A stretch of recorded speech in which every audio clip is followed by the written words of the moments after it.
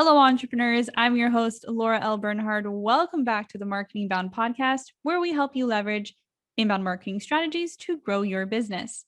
This week, I interview Averi Melcher, a marketing content and SEO expert. We chat about search engine optimization, otherwise known as SEO, for your blogs. In other words, we discuss how to rank your blogs in Google. This interview is like no other interview I've ever done before. We went through so much information. I had to split the interview into 3 parts. I want to make sure that you as a listener can absorb the information and apply it to your blogging efforts. So in this part of the interview, Averi defines SEO, why it's important, the 6 factors to get your blog to rank in Google, and some external factors to consider when writing an awesome blog post. In the second part, Averi explains keyword research and the SEO toolkit you need to get started. In the final part, we go through an impromptu content research session to show you what to look for when comparing your blogs to your competitors. This series is a short masterclass on SEO for blogging. You'll want to listen until the very end and subscribe to the Marketing Bound podcast so you don't miss the next 2 parts.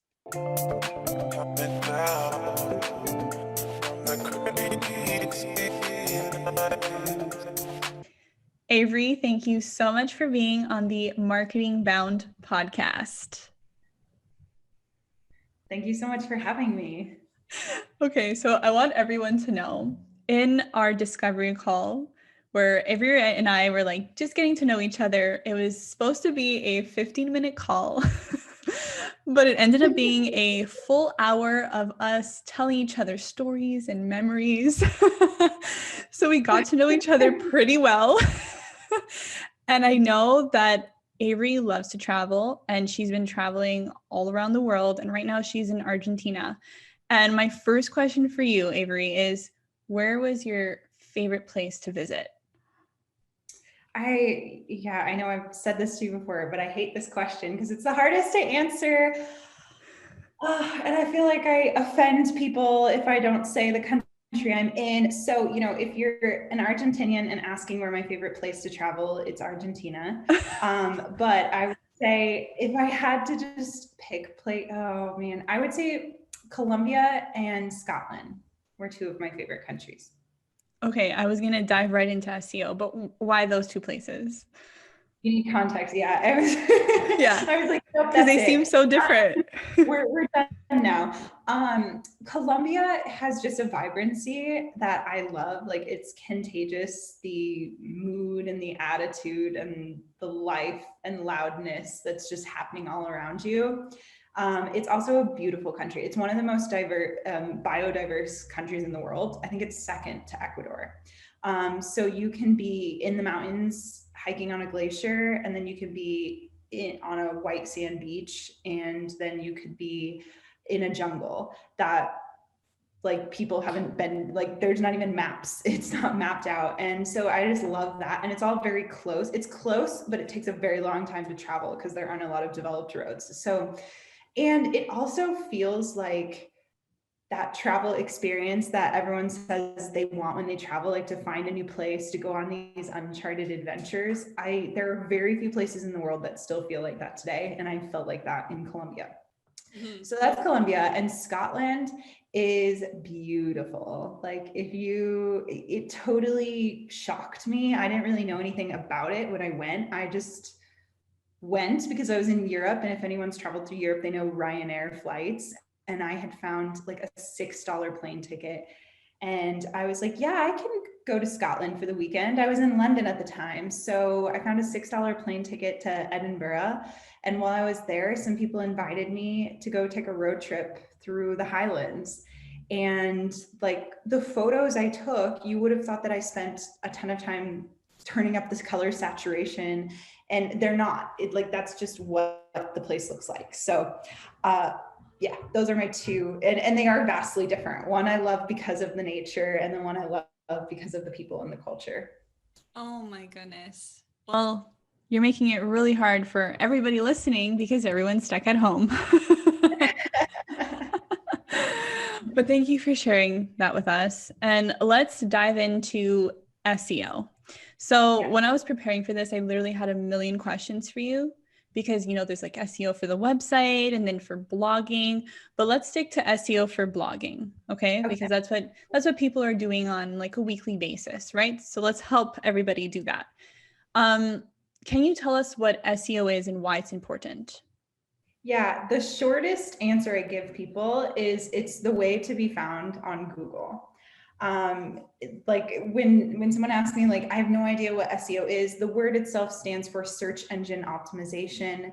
And it's a matter of doing certain things on your website, writing in a particular way that pleases the SEO gods or the Google gods is kind of what I say to people.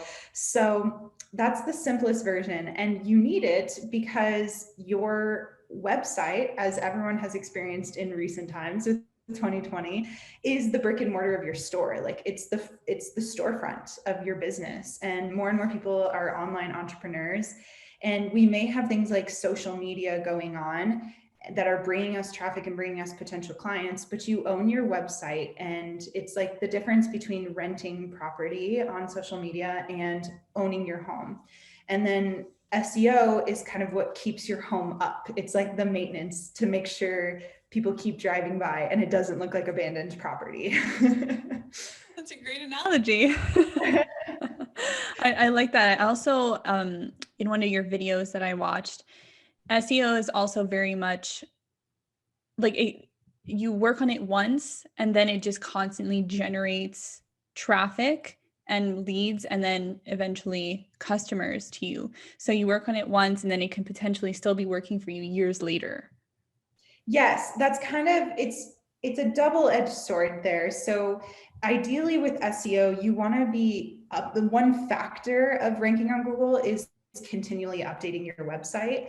So you do want to continue to be updating things, following best practices. Like you said, if you're blogging, it doesn't have to be every week, but once a month or once every 2 months. It's not just you do nothing on your website for years and then you post 8 blog posts and then you're not going to do anything else for 2 more years. And I'm sure anyone listening doesn't do that We're working on our businesses all the time. But that being said, as long as you are doing your day-to-day maintenance of a business, and that could be as simple as when you update your prices or your service offerings, you're in there updating web pages. Google indexes that and knows that. And then what's happening is all of the SEO content that you've already written continues to help you. And that's where you start to see exponential growth because you're not recreating the wheel. Again, I like to relate it to social media because every time you post, it's almost like you're starting from scratch. You need to post something new. The post you posted 3 years ago, no one's thinking of or remembering, or, when's the last time you got a customer from a post on Instagram from 3 years ago? But blog posts that were written 3 years ago and still ranking on Google will still bring you traffic.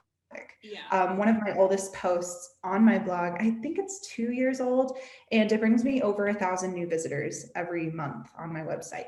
For a 2-year-old blog post that I wrote one lazy Saturday morning, I'm very happy with that. Yeah, and that really highlights the importance of SEO and why people really should be focusing on creating that content. And like you said, it doesn't have to be every week, but it has to be on a consistent basis, even if it's like every 2 months. Yes, exactly. Yeah. And that's what I really teach that too, because when people say, there's kind of 2 parts, either you're a blogger and a writer and trying to build your portfolio and show your services with blogging. And so blogging makes perfect sense, or that is your revenue approach if you're doing affiliate sales, or have like the influencer route, or you're a business owner and you're thinking, oh my gosh, I can't do another thing, or I don't want to be an influencer. And so that's where I say, like, I built my entire website with one blog post every 6 to 8 weeks. I was really lazy. And I got up with that, being really intentional with every post, to over 10,000 visitors per month. In a year. I'll give you a time frame there for some context, but it went from, less, I think it was less than 200. It was like my mom and her friends were visiting the website. And then I was like, okay, we're gonna actually make this a thing. And I just like everyone else who's really well intentioned, I was like, I'm gonna write a blog. I'm gonna wake up every morning at 5 a.m. I'm gonna write from 5 a.m. to 7 a.m. with coffee, and then I'm gonna go to work. Mm-hmm. And that translated into a blog post every 6 to 8 weeks. I did not wake up at 5 a.m. But your mom and her friends, like that's the key. Clearly Yeah. from this story. Trendsetters. Yeah. Okay. So everyone, you just have to make sure Averi's mom gets on your website. But So you'll have to send her the URL. She always would ask for it individually, like every time. She thought it was something that you downloaded on your computer. And so she's like, I deleted your website. And she called me really distraught one time. And I'm like, I don't think you deleted my website. oh, that's So adorable. send your URLs my way and I'll pass them on to mom for some light Okay, yeah. reading. So you mentioned that Google indexes your blogs and your content on your website. Can you briefly explain what that is? Because I know that's super important in SEO for people to understand.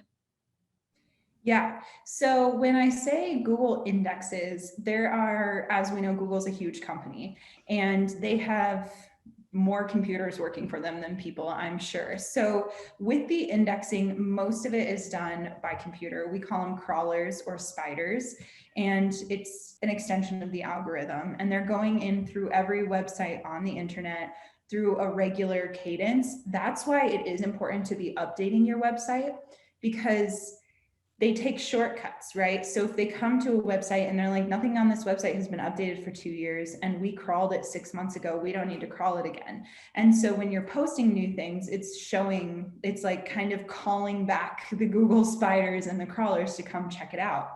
And then the things that they're looking at there, again, we know they know what they're doing, and they have their crawlers using human intelligence, using the artificial intelligence to mimic human behavior online. And so they're actually going through and can look at things like readability and go in here and say, this is difficult for a human to read, even though it's a computer telling us that information. They're also looking at how long something is and the quality. Did you just put your keyword 1,000 times into a 1,000-word document and publish it for the sake of, it's gotten more sophisticated than that. It's not just saying this keyword is used on this page, therefore this page must be about that. It now can go in, and rather than just looking at keyword, it's using something called keyword usage and density. How many times did you use it? It's also looking at variations, because as humans, we don't say the same word over and over. We use synonyms, we use related terms. So it's looking at those things. I already mentioned length. It's looking at user experience, images, structure, layout. Do you have videos that are going to keep people on the page watching?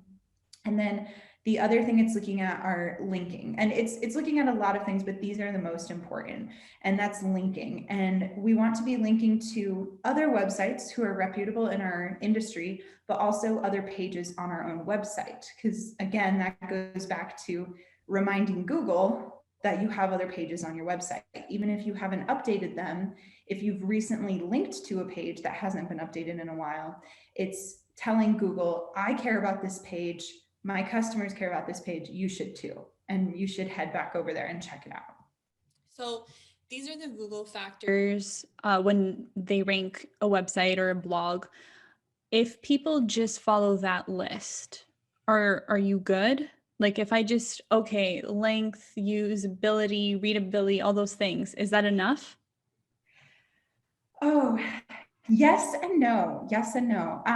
So I have, and I can say these in a clear list. There's 6 of them: keyword usage, length, optimized images, internal linking, external linking, and readability. Mm-hmm.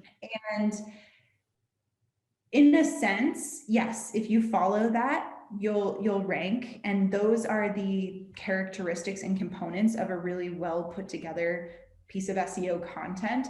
But then within each one of those, there are a couple of different things, they're kind of subjective. What does readability mean? It's not going to mean the same thing for every blog post and every industry. The same thing for length. I can't tell you, you have to write 1,200 words every time, or you have to write 500, or you need to write 2,000. Things are trending generally towards longer form copy. So I always say like long form copy wins the day, but within each of these, there's still more research you have to do to know what's going to rank. Okay, so let's say whatever industry you're in, for each one of these things, you should do research on each one to find out what is, I guess, best practice for your industry.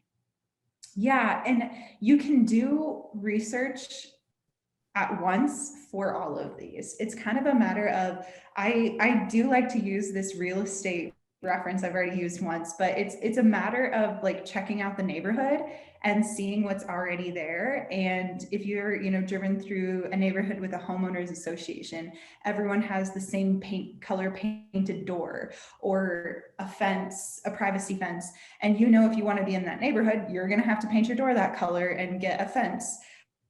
It's the same thing. If you go looking in Google and see, you first have to start with your keyword. And once you pick that keyword, there are tools that can help you out. But if you don't have a budget, or even if you do have a budget, you still should be going to Google, actually typing in that keyword and seeing what's in the neighborhood of the keywords. And if you're seeing that all those results are exactly the same, then you know that you're going to have something like in that vein as well. And that's going to kind of knock out all 6 of these things all at once for you. You're going to be able to click around and you're going to see, okay, all of these are really long blog posts. All of these have really beautiful images, or none of them have images because maybe it's a business blog and we don't need images. And then readability is going to be a little specific to your industry. You're going to know that pretty intuitively. Lawyers can get away with things that are a bit more technical than somebody who's writing for lifestyle. As a general rule, you want the easiest to read. You don't want 3 and 4 syllable words. You don't want super long sentences. You don't want paragraphs with a lot of sentences in them. So this kind of goes back to just general writing, 1 to 3 sentences per paragraph, and then you do a line break, around 20 words per sentence. And like that's kind of the readability factor for you. The other thing that surprises people is the reading level you should be shooting for online is 5th grade reading level. Because there's a wide range of people who have different education levels, but we are all starting to read our content on this. And I always say like the level of reading that we're going to do decreases as the screen size decreases. I might open up a legal document and read it on my computer. I'm not going to read it on my phone. And I'm not going to read it on my phone while I'm standing in line at the grocery store. So you have to think about people are listening to music while they're scrolling through the website. They're waiting to pick up the kids at school and just like scrolling through things. So they're skimming, they're not giving you their 100% attention. I'm sure your readers and customers are very intelligent, smart people, but they're busy and they're not dedicating all their time to you. How do you make sure that you're writing blogs that not only rank, but then convert? That's taking these 6 elements of good SEO copy and then also weaving in what you know about customer behavior and consumer behavior. So you have to think about what the goal is of the blog post before you start writing. And you also have to decide what convert means to you. More often than not, if you try to go for a hard sale in a blog post, it's not going to land well. And if you just think about that, like it sounds disappointing at first because you're like, well, I thought we were writing blog posts to make more sales. And it's like, well, yes, but we've all gotten, gotten those like slimy cold DMs or Facebook messages or LinkedIn messages that are like, Hi, Elizabeth, and my name's Avery. You would love our services. We do this, this, and this, or join my coaching program. It's exactly what you need. And I open it up and it's like a coaching program for like single dads in Michigan. And I'm like, you didn't even look at my profile, did you? Like, you literally are just blanketing the internet with your cold pitch. That's not what we want to do with blogs. That's not how you get a conversion. So mind blowing. Like, what? Right. Yeah, I know. I'm sorry. I have to come on here and break everyone's heart. No. Damn it. I know you don't subscribe to that anyway, so I know it's in the right place. But that's what I like to tell my clients and kind of train people is a conversion could mean a lot of things for a blog post. And if you've ever done paid ads too, like you have conversion events, and that could be they're on the blog post and they click through to a product page, or they're on the blog post and you send them an email pop-up and they subscribe to your email. They're now a lead. Or even a matter of keeping someone on a page long enough. I worked with a student in my program and she said that it's about knowing your data. She's like, I know if I have someone on my website for 2 to 3 minutes, that they're a lead and I can convert them. And I don't know what kind of magic she was doing after they were on there, but she's like, I just need to know how to put together something good that gets people there, gets eyeballs, keeps them engaged for 2 to 3 minutes. And then that's kind of, they're in, that's getting their foot in the door. So you have to establish those goals. And you also have to think about, there are sometimes going to be posts and content that you write for SEO, for the purpose of simply getting traffic and getting more rankings. And that alone is a goal as well. So if you're starting with SEO, know that that should be the intent first, and you should be doing keyword research and everything you can do to rank. And then a sale or moving people along, you need to have a strategy for capturing that traffic once it gets to your website. Mm-hmm. Because depending on your service, it's unlikely that they're going to go directly from that blog post and say, yes, I want this woman's $20,000 mastermind program. Yeah. If it's a $5 t-shirt, maybe, and I find, you're a boutique and you have a really cute roundup of products and a styling guide, I might be like, heck yes, I want that. So it's also about knowing your industry and your consumer behaviors and knowing your data. And that's a matter of going to Google Analytics. It's, if you're a service provider, asking your customers where they come from, and then watching kind of repeat visitors to your website as well in Google Analytics. Mm-hmm. All those metrics to keep an eye out on. So I actually just want to identify them because we can probably talk about metrics for a while, but it's really looking at, first of all, if you're ranking, so if you're getting people to your website, and then depending on your industry, like the metrics you look at are kind of different, but I think repeat visitors is a really good one to look at. And then also the time that they spend on your website. And if they're clicking, but that's not really in like Google Analytics, but that's like later on in the funnel. Yeah. And with SEO in particular, what I see is, that's my goal is to get your rankings up. And there are a couple of different ways to look at that. If you're doing your own SEO or working with someone and you're saying my rankings are going up, you'll see your rankings move up before you'll see your traffic move up, because ranking could mean anywhere between 1 and 99 on Google. So that's anywhere between page 1 and page 10.